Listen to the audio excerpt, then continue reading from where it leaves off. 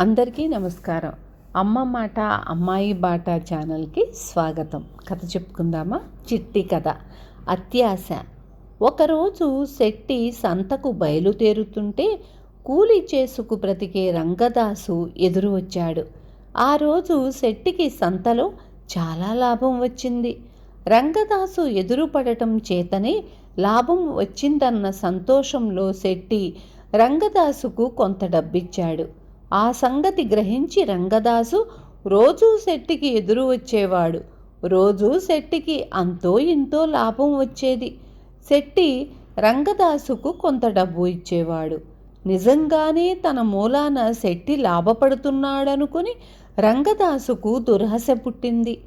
ఒకనాడు శెట్టికి ఎదురు వెళ్ళలేదు.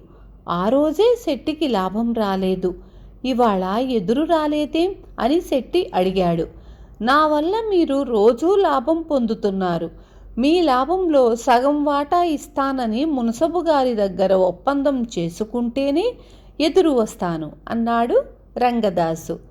శెట్టి సరేనని వాడు కోరినట్టే చేశాడు. ఒకనాడు అకస్మాత్తుగా వర్షం వచ్చి శెట్టి సరుకంతా తడిసిపోయి చాలా నష్టం వచ్చింది. శెట్టి మునసబు దగ్గరకు వెళ్ళి తనకు నష్టం వచ్చిందని అందులో సగం రంగదాసు ఇచ్చుకోవాలని అన్నాడు. విధిలేక రంగదాసు ఇచ్చుకున్నాడు.